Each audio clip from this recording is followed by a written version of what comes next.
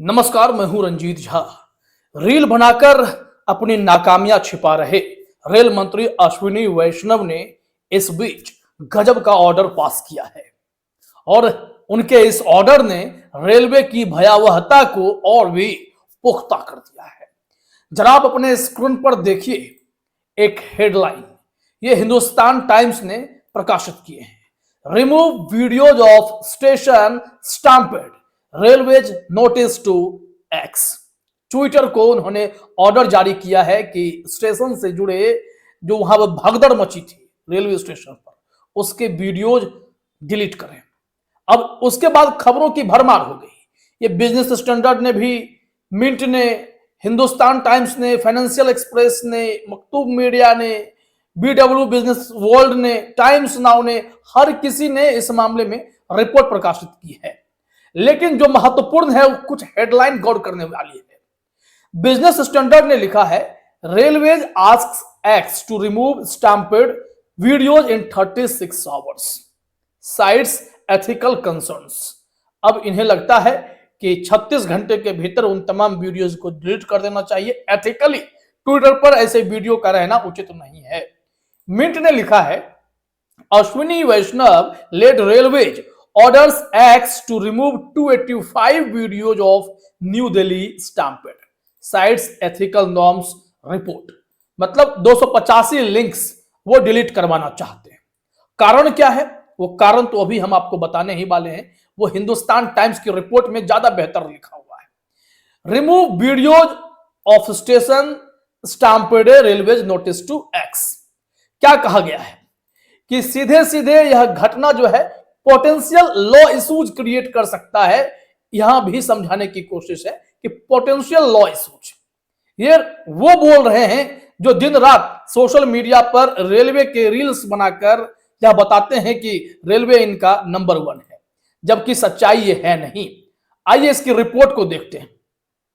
कहा जा रहा है, मामले से अवगत लोगों के अनुसार मंत्रालय ने नैतिक मानदंडों और मंच की अपनी सामग्री नीति का हवाला देते हुए 17 फरवरी को नोटिस भेजा, जिसमें 36 घंटे में कार्रवाई करने को कहा गया। मंत्रालय के नोटिस में कहा गया कि यह न केवल नैतिक मानदंडों के खिलाफ है, बल्कि x.com की सामग्री नीति के खिलाफ भी है, क्योंकि इस तरह के वीडियो को साझा करने से अनुचित कानून और व्यवस्था की स्थिति पैदा हो सकती है। साथ ही कहा गया है कि इन दिनों ट्रेनों में भारी भीड़ को देखते हुए सामग्री भारतीय रेलवे के संचालन को प्रभावित कर सकती है। अब इसने सबको हैरान किया। इसके पीछे कारण क्या हो सकता है, इस पर अब बड़ी बहस छिड़ गई है। इस रिपोर्ट में आगे क्या कहा गया है वो तो हम बताएंगे, लेकिन जो मुख्य कारण है कि रेलवे की घटनाएं लगातार बढ़ी। रेलवे स्टेशन पर महाकुंभ के दौरान, खासकर नई दिल्ली में, देश की राजधानी में, उस स्टेशन पर भगदड़ का मच जाना रेलवे की खराब व्यवस्था का भांडा फोड़ने के लिए काफी है। लेकिन इस भगदड़ के पीछे की सच्चाई और भी भयावह है, जिसे टीएमसी सांसद जो साकेत गोखले जी हैं वो भांडाफोड़ कर रहे हैं। क्या बताया है उन्होंने वो हम आपको यहां पर दिखाना चाहते हैं।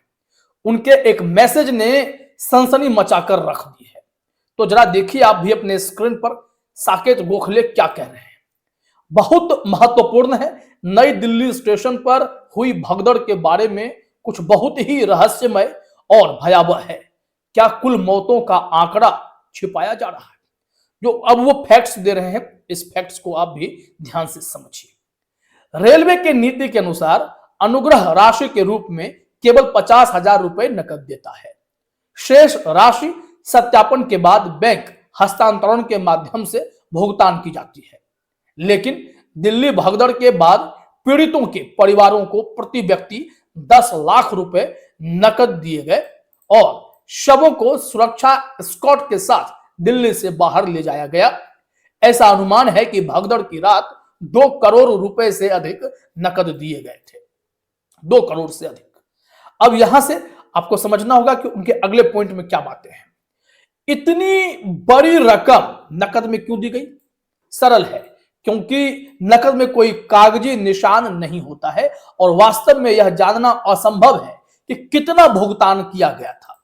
जब आपको नहीं पता कि कितना भुगतान किया गया तो आप यह भी नहीं जान सकते कि कितने लोग मारे गए। एक बड़ा सवाल है, क्योंकि वीडियो सोशल मीडिया पर घूम रहा है तो रेलवे की नींद उड़ी हुई है कि ना जाने कई लोग क्या सबूत निकालेंगे इस वीडियो से, क्या रेलवे के बारे में धारणा बनाएंगे। इस बात की चिंता उन्हें सताई है। साकेत गोखले कहते हैं कि रेलवे को कुछ ही घंटों में 2 करोड़ रुपए से अधिक नकद कहां से मिले, किस फंड से, किसने दिया। एक सवाल गंभीर है। अब जो एचटी की रिपोर्ट है उस पर उन्होंने जो चर्चा की है उसे भी गंभीरता से समझिए। उन्होंने कहा, आज हिंदुस्तान टाइम्स ने रिपोर्ट किया है कि आईटी मंत्रालय, जिसका नेतृत्व अंशकालिक रेल मंत्री भी करते हैं, ने ट्विटर को नई दिल्ली भगदड़ के सभी वीडियो हटाने का आदेश दिया है। अश्विनी वैष्णव ने इन वीडियो को क्यों गायब करना चाहते हैं? क्या इसलिए कि वीडियो में दिखाया जा सकता है कि मरने वालों की संख्या ज्यादा थी, या फिर इस पूरी घटना में कुछ बहुत ही संदिग्ध है? क्या अश्विनी वैष्णव भगदड़ में मरने वालों की संख्या के बारे में कुछ छिपाने के लिए अपने रेल मंत्रालय के साथ साथ आईटी का इस्तेमाल करने की कोशिश कर रहे हैं? सवाल है। फिर वो आगे कहते हैं, नकद भुगतान क्यों किया गया और पैसा कहां से आया, वास्तव में कितने लोग मारे गए हैं, ये ऐसे तथ्य हैं जो अश्विनी वैष्णव इस मामले में पूरी सच्चाई सामने आनी चाहिए। उन्होंने उनको टैग किया, रेल मंत्री को, और इसमें बहुत बड़ी लिपापोती की बू आ रही है और सच्चाई सामने आनी चाहिए। ये कह रहे हैं साकेत गोखले, राज्यसभा सांसद हैं ममता बनर्जी की पार्टी से। ये कई बार कई ऐसे खुलासे करते हैं जिसकी चर्चा हमेशा होती है। अब ऐसी घटना के बाद बड़ा सवाल यह उठता है कि ये रील बनाकर ये क्या साबित कर रहे हैं। अब आप खुद रील बनाओ, वो बहुत बढ़िया है, उस पर किसी को आपत्ति नहीं, लेकिन जो दुखद घटनाएं घटी हैं रेलवे की कुव्यवस्था के चलते, अव्यवस्था के चलते, उनकी नाकामियों के चलते, उसके वीडियोज अगर सोशल मीडिया पर घूमेंगे तो रेल मंत्रालय को रेल संचालन करने में दिक्कत आएगी। वो चाहते हैं कि इसे डिलीट कर दें। अब यहां पर एक सवाल यह भी उठता है कि वाकई में जो साकेत गोखले कह रहे हैं क्या उसे छिपाया जा रहा है। इस बात को आगे समझने के लिए जरा सा देखना पड़ेगा कि नोटिस पर हिंदुस्तान टाइम्स ने और डिटेल में क्या रिपोर्ट किया है। जरा सा आप देखिए, अपने स्क्रीन पर बताया जा रहा है कि नोटिस जिसे हिंदुस्तान टाइम्स ने देखा ने एक्स को प्रमुख समाचार नेटवर्क सहित कई खातों से ट्वीट हटाने के लिए कहा है कि 36 घंटे का समय दिया, जिसमें मृत व्यक्तियों को चित्रित करने वाले संवेदनशील या परेशान करने वाले मीडिया के बारे में चिंता जताई गई थी। यह नोटिस कम से कम दूसरा ऐसा मामला था जिसमें मंत्रालय ने इस शक्ति का इस्तेमाल किया। जनवरी में यूट्यूब और इंस्टाग्राम को भेजे गए पहले के नोटिस में भ्रामक और संवेदनशील भड़काऊ जानकारी वाली सामग्री को लक्षित किया गया था जो अनुचित कानून और व्यवस्था की स्थिति पैदा कर सकती थी। नोटिस में एक यूट्यूब वीडियो, एक इंस्टाग्राम पोस्ट और 2 इंस्टाग्राम रील सूचीबद्ध थे। यह स्पष्ट नहीं था कि यह नोटिस किसी विशिष्ट घटना से संबंधित था या नहीं, लेकिन उसे हटाया गया था, ऐसी जानकारी मिली। हिंदुस्तान टाइम्स की इस रिपोर्ट ने अब यह क्लियर कहा है कि अब रेलवे मंत्रालय कहीं ना कहीं कुछ छिपाने की कोशिश कर रहा है। यहां जो फेसबुक को जब मसला गया तो मेटा के प्रवक्ता ने जनवरी के नोटिस का हवाला देते हुए तब कहा था, हमने वैध कानूनी आदेश प्राप्त करने के बाद सामग्री पर कार्रवाई की थी। एचटी किसी भी नोटिस में संबंधित पोस्ट और वीडियो के विषय वस्तु का निर्धारण नहीं कर सका।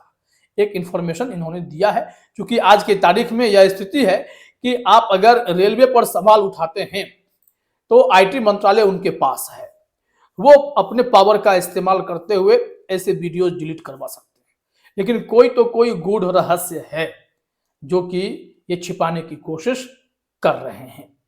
तो आप समझ गए होंगे कि इतनी बड़ी घटनाएं जो लगातार रेलवे में घटित होती रहती हैं, इन सब पर क्यों ये पल्ला झाड़ना चाहते हैं कि लोगों के पास आने वाले समय में वो डिटेल्स, वो फुटेज, वो वीडियोज हम रहने ही नहीं देंगे, उसे रिमूव करा देंगे तो लोग क्या ही हमारा कर लेंगे। समय के साथ लोगों की यादें जो है धूमिल हो जाएंगी, रेलवे की घटनाएं भूल जाएंगे। ये ऐसा माहौल चाहते हैं।